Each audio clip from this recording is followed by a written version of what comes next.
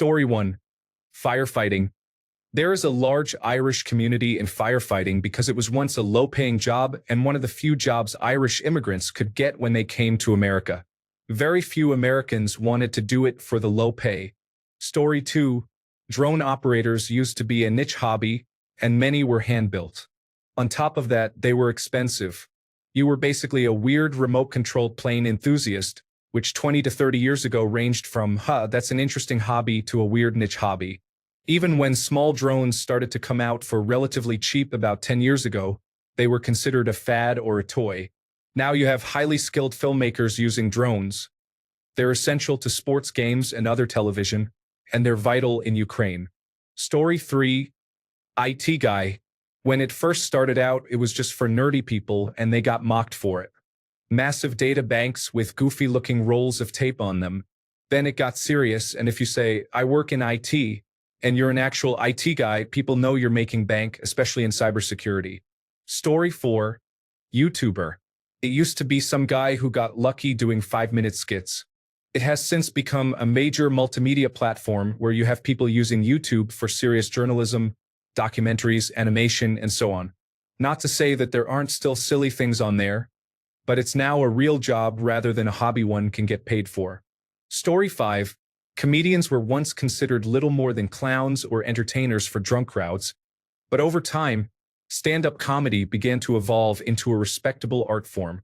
If you want to know the truth about society, listen to comedians. They tell the true narrative of life, and for some crazy reason, it makes us laugh because we know it's the truth. Story 6. MMA fighter. When Ultimate Fighting Championship 1 came out in the 90s, everyone thought it was barbaric gladiatorial fighting. Then they cleaned up the rules, added weight classes, and promoted the sport professionally. Now there's serious money and respect, it's more accepted in civil society, and it has produced more household names. Unfortunately, the biggest names seem to be a bunch of unpleasant personalities like McGregor and Jones. Story 7. The number of times I was told, you need to turn off that computer and interact with people or you'll never get a job. As a high school student in the 90s, oh my word, now it's 2024, and that is a low to mid six-figures paycheck without much human interaction. Story 8. In the 1840s, when medicine was coming into its own as a respected field, medical dentists proposed that dentistry be an official subspecialty of medical training. This was rejected by a few United States medical colleges because dentistry is of little consequence. In the past, dentistry was mostly practiced by folk barbers who would pull teeth and thus was unbecoming of a medical doctor. Fast forward to the modern day, and we live with the ramifications of this bias in the way dental insurance is handled separately from medical insurance, despite the proven truth that one of the first lines of defense for our health is our oral and dental health. Story 9. Security. I am a security officer for Primar Security Services, and I take my job very seriously because my clients take my job and what I do very seriously. Your security is my priority. We do not just sit around at a desk watching monitors and eating potato chips all day. I take pride in what I do. Every morning when I put that plastic badge onto my uniform, I feel immense amounts of pride in the bravery that I display every single day at Wells Fargo and for their employees. I get to wear handcuffs on my little utility belt that I got on Amazon. I can tell the women are impressed with me. Story 10. When planes were first invented, nobody thought there would be any real use for them other than daredevils performing barnstorming or providing entertainment for traveling carnivals. Story 11.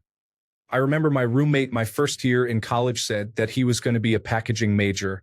I seriously laughed, thinking it was akin to underwater basket weaving. Little did I know that they are highly sought after and make some real money coming out of school. Story 12. Your local barber would most likely have also been your local surgeon, doctor, and dentist.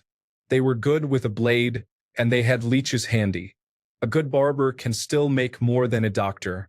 Not a dentist, maybe because insurance doesn't generally cover that. Story 13. Cannot believe how far I scrolled and did not find either tradespeople or bin men. I was more than 10 years into my career before I earned more than an 18-year-old garbage man. And they are done with work by 10 a.m. And tradesmen, well, the few I know personally own several houses and think nothing of some of the things I find a luxury. They regularly talk about traveling for 7 or 8-figure contracts and take frequent days off to spend time with their family. Story 14. Life coaches are still absolutely a joke to me, but people seem to have stopped laughing at them. Don't go to a life coach. Go to a counselor, psychologist, or psychiatrist depending on your needs. Story 15. Acting.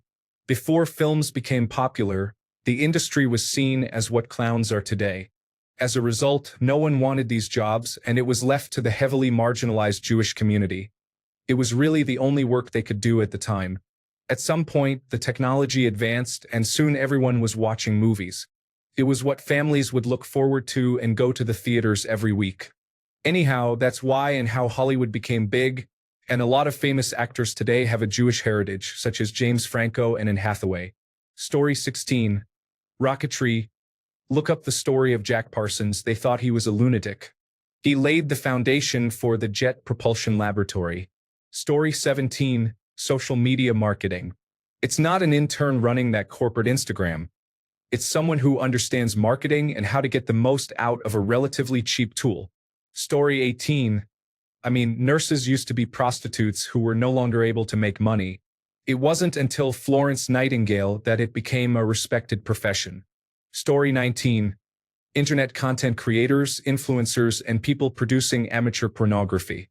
They are not necessarily universally respected, but many of them have made a strong case against the cynics who dismiss them for not having a real job. Story 20. Social media influencers. Before, they seemed laughable for posting photos and videos online and how it could be a real job. But now, influencers are shaping marketing strategies, driving behaviors, and making more money. It's also a fascinating shift for those original social media influencers that their hobby of sharing and making videos has turned into a profession that even major brands rely on. Story 21. When the Mercury program first started and several military test pilots were recruited, there was some skepticism among the pilot community. To be fair, there have been many ambitious federal programs that died out after a couple of years, such as the Air Force's own space program, the Manned Orbital Laboratory, a few years later. Something like that could seriously hinder the career of an officer working their way up the ranks. Even if they did get into space, there was concern that the pilots would not actually fly the spacecraft, but essentially be glorified passengers while the craft was controlled by the ground. In other words, spam in a can, as famous test pilot Chuck Yeager put it. Fortunately, this proved not to be the case. Besides being celebrated as American heroes, astronauts were actively involved in both the design and flying of their spacecraft. Their piloting experience was essential during the flights themselves. For example, when Gordon Cooper experienced trouble on the last Mercury mission, he managed to keep control and splash down safely on his intended target. Apparently, when he returned from his Apollo 14 mission to the moon, Mercury veteran Alan Shepard's father, Alan Sr., privately acknowledged that he had initially opposed his son's decision to apply to the National Aeronautics and Space Administration, but that he had been wrong. Story 22. Anything related to YouTube content creation. My grandmother, mother, and stepfather used to say YouTube was a waste of time. In hindsight, I should not have listened to the older people. YouTube content creators and editors are profitable career options nowadays, but it's much harder now to enter the industry in comparison to, say, 15 years ago. Story 23. All of them, filthy crab monkeys, just want to see you on their level until they are physically, and in many cases personally, forced to face the consequences of lacking the solutions they did everything in their power, albeit a pathetic amount, to destroy. This seeds their own fall as a people, a community, a society. The exploitation of empathy and fear by short-sighted losers who have built their entire internal narrative off of authority. All of this is perpetuated by the men on the chessboard accumulating as much sin as possible before their demise, all just to get a glimpse of the drenches of the ivory towers with rotten foundations they actually spend time idealizing. Who will tell them the next one will be built on their graves? Story 24. Merchants, traders, and financiers, bankers. For most of the Middle Ages and early modern period, they were looked down upon and despised by the landed aristocracy. Now they own and control everything. Story 25.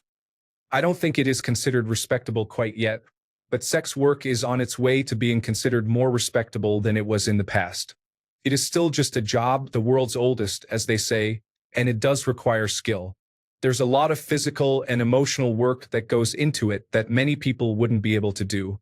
However, many countries are starting to enact more laws protecting sex workers and implementing guidelines that prevent them from starting too young, encountering dangerous people, contracting diseases, or being coerced into the profession. Additionally, platforms like OnlyFans have given the models full autonomy over their schedule and income. I think we've still got a long way to go, and I don't think it will ever be as respectable as a doctor or a professor. But I believe we are taking steps in the right direction for humanizing them. Story 26. Chemistry developed from alchemy. You could be accused of heresy or witchcraft if you conducted alchemical experiments in the Middle Ages. Then again, alchemy was an occult art at that time. Even after alchemy gave way to chemistry, it was still mainly a type of natural philosophy for centuries, not a real profession. It was really only at the turn of the 20th century when chemists made their breakthrough. Today, it's nearly impossible to live one day in the modern world without encountering something invented by a chemist. Professional sports like running evolved as well. Even in the late 19th century context, competitors in running competitions could be judged equally by how fast they ran and how humorous their costumes were. Activities like boxing for pay did exist, but it was considered part of the gambling industry and, as such, somewhat suspicious. It was really the 1936 Olympics that marked a turning point when competitions became a national spectacle. Story 27. I am shocked that working in artificial intelligence has not been brought up. 10 years ago, if you said you specialized in artificial intelligence, people would just make a robot or Skynet joke. Now, it is safe to say it is pretty in demand. Story 28. Writing for the internet. Companies suddenly needed websites. None of the writers at our advertising agency wanted to do it, but I did. Now I'm called a user experience content strategist, writing for Fortune 500 company websites. Story 29. Scientist. In the early days of the Royal Society in England, arguably the first scientific research institute, it was regularly subjected to mockery from contemporary high society. See the play The Virtuoso, where the character of Sir Nicholas is largely agreed to be mocking Robert Hooke, arguably the first professional scientist, receiving his stipend directly from the Royal Society. Sir Nicholas's absurd experiments include learning to swim on dry land by imitating a frog, transfusing the blood of a sheep into a man, resulting in a sheep's tail growing out of the man's anus, and bottling air from various parts of the country to be stored in his cellar like wine. Likewise, the section on Laputa in Gulliver's Travels is widely considered to be parodying the Royal Society and their interest in absurd things. Winning respect for natural philosopher as an occupation was hard-fought. Story 30. Video game streaming. A few years ago, playing games for a living sounded like a joke. Now, it's a multi-million-dollar industry with electronic sports tournaments and Twitch streamers being treated like celebrities. Story 31. It was once extremely disreputable, and women in the trade were, not without reason, considered very similar to sex workers. No one would ever have asked an actor for their opinion on matters of great social or political import. Nowadays, a reality television star is president, and other stars routinely make political endorsements. Story 32. I know it's niche, but miniature painting. I did it freelance before the pandemic, but after the rise of incredible talent, the showcasing has skyrocketed. I'm not entirely sure why. Maybe three-dimensional printing helped the hobby, but it's absolutely awesome now. Story 33. What profession was once highly respected, but is now a complete joke? 30 Answers by Rokas Laurinavicius and Dennis Timulus. Story 34. Rappers weren't exactly a joke, but rapping started out as basically just a disc jockey who did some callouts. Now, some rappers are respected artists across a lot of social, cultural, and ethnic lines. Story 35. Health research in areas like race, ethnicity, sex, socioeconomic status, rural versus urban or metropolitan areas, and other factors we call social determinants of health. I remember when I was starting my education, training, and career in health research that these topics were just variables we accounted for while looking at things like blood pressure or nutrition factors in relation to longevity. Anyone who seriously wanted to work in these areas, for example, early childhood trauma like losing a parent or being homeless, was dismissed.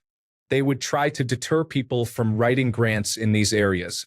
Now, these are rightfully respected subfields and integrate well with the other things we are interested in, like brain scans. Took a lot of work. Story 36. Physician. They were frequently regarded hundreds of years ago as quacks and snake oil salesmen, and often were. They would disinter corpses to study anatomy and would often be arrested for it. It was not until we formalized licensing and training that they became respectable. Story 37. While a few serious works of the field existed prior to the 19th century, such as Pliny the Elder's first-hand account of the infamous 79 AD Vesuvius eruption, from which the term Plinian arose, or the description of Macea's signature lava lake by Gonzalo Fernández de Oviedo y Valdez in his History of the New World, the early history of the field of volcanology was mostly the domain of bored rich individuals who were essentially just sightseeing and making wild speculations, or those who had lived alongside the mountains long enough to have at least picked up knowledge through basic observation. Volcanic folklore is actually rather important. It is, for instance, how we have accounts of Mount Mizamis' climactic eruption that formed Crater Lake due to Klamath folklore. It wasn't until 1825, when George Julius Pillet Scrope published Considerations on Volcanoes, that volcanology began to receive serious consideration as a distinct subset of geology, with 1841 seeing the Osservatorio Vesuviano, the first volcano observatory of its kind, opening on the flank of the very volcano Pliny wrote about. To this day, Mount Vesuvius is one of the most closely monitored volcanoes around.